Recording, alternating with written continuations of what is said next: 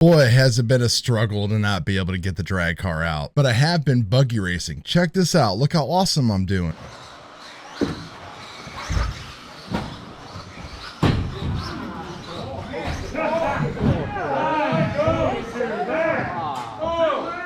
More of that coming down the road. Anyway, welcome back to the channel, guys. I'm Chad.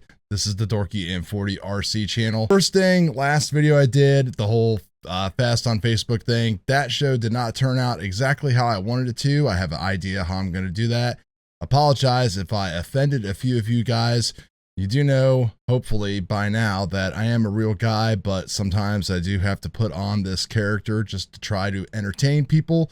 And some of you that got offended, I apologize again to that.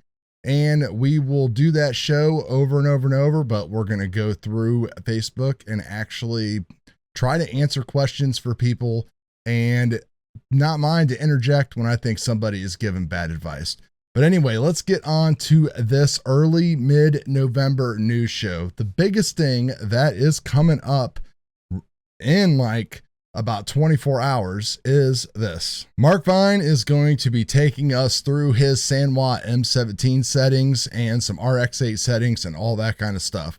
So, you know, I did do a Sanwa video and I'll put a link to it up there if you want to take a look at it. I know a lot of you have probably seen it. Maybe some of you new guys have not, but I think I did a pretty good job of explaining a lot of the stuff using the graphs and, you know, all that kind of stuff to kind of reinforce some of the points. We'll see what Mark has in mind. Obviously, I gained a lot of my knowledge from some of his earlier videos. It's been probably 7 or 8 months since he did that one with Desert Hobbies. I think it was back in March. So obviously things are probably have changed with the way he is doing things. I still don't understand how he's running 65, 70% dual rate and pulling off, you know, 2-second runs. But I guess we'll kind of get into some of that and see that on his video. So again, don't forget to check that out. He's got links on all of the groups, but definitely check the Nprc Experience Facebook group, and that's where your main link is going to be. And he'll go live on YouTube and he'll go live on Facebook. He doesn't do any YouTube or anything, so you'll be all set and ready to go for that. An interesting post from Mclean Racing. Be sure to like and follow our page to keep up with the latest product releases, announcements, and news. What does that mean? Maybe that new firmware is coming. Definitely had confirmation on here that it's not going to be a new ESC. They're still shooting for a 2022 target. We can all cross our fingers and hope that that is a reality with everything that is happening in the world. But they can provide us with some firmware for the DRK. So keep an eye on the Mclean Facebook page, like their actual product and services page, so that way you can get updates and notifications if you're a big DRK fan and see what's coming on for that. I scroll down through here and I am so jealous to see all these people out ripping and putting out races and stuff still. People like my buddy Tim Barth doing indoor stuff. And we got snow coming here this weekend. Luckily, it's the first race of buggy season, and you see how that went for me at the beginning. So I really want to talk about all the stuff that's going on with my car, the 5 Stars Hobby Breakout chassis back there. And it looks like they've been releasing quite a bit of products. In fact, if you take a look here, I got a shopping cart started here. Don't tell the wife. Shock limiting spacers. This is a pretty good idea. You know, different heights, different colors. So that way, you know, for sure that you're sticking the right ones on there. Precision, when you're dealing with 3D printing, is probably going to be close enough for us. Their 3D prints are always super awesome quality. I would not hesitate to do this. Definitely you want to do this instead of the tubing and all that kind of stuff. You want to look at my Go Straighter video. You're going to see how big of an effect these things can make to your car. So definitely check something like that out. They've got different body posts that are out, and those are on the website now already.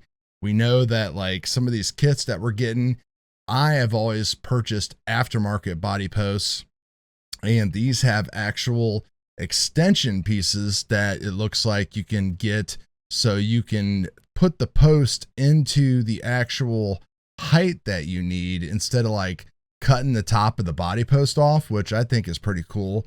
So, you know, it's these little innovations that just kind of keep things going here. And one other little innovation that I saw that they did right here, they are basically building their own wheels.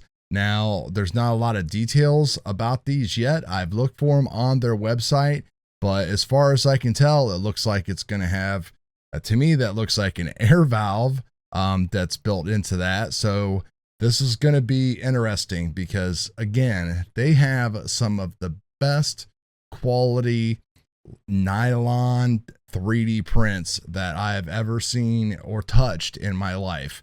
So if anybody can make wheels that will work good and hold air, if you're still into the air thing, then 5 stars is going to do it. And if you take a look at a couple things that I'm actually looking at in my cart here, the side body mounts. I always tried to do something like this with my breakout this year, and it worked out pretty good, my little rig that I had, but I like this 3D printed option a lot better. I actually did this with styrene, and one crash and they broke.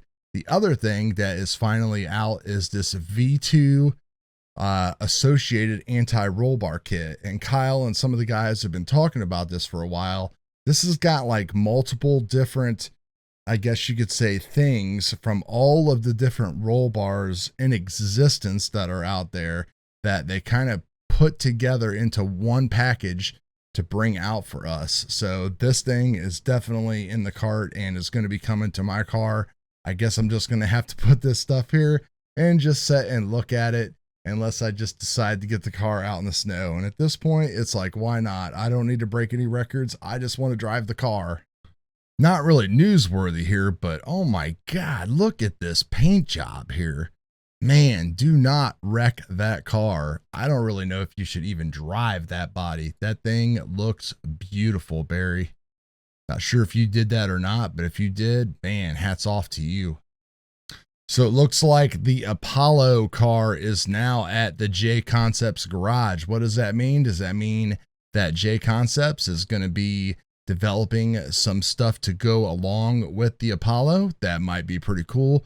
Let's hope so. It's always nice to see third-party aftermarket support, even for somebody who makes every single piece on their car. If you're not sure what I'm talking about, the GFRP Apollo and the 5.7 Design Aero car, they make every single piece that goes onto this car. It's not like you take an Associated or a Losi kit and you put the two together.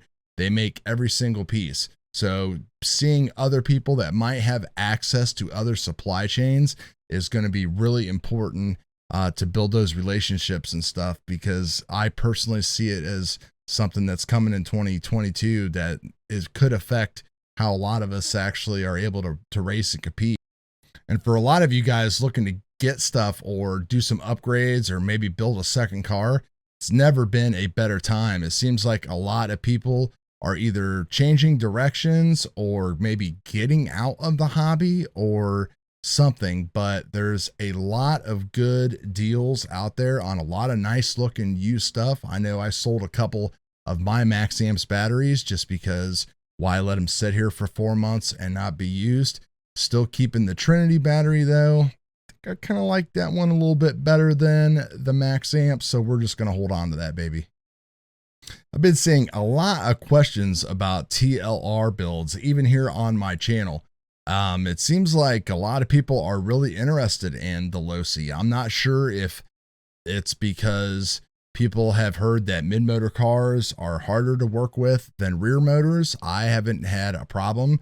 You know, you've seen my video progress here. I'm just an average Joe.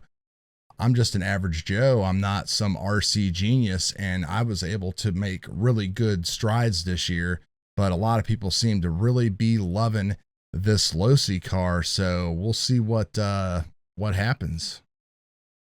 And of course, I always check pretty much on the daily for the Apollo to come back into stock.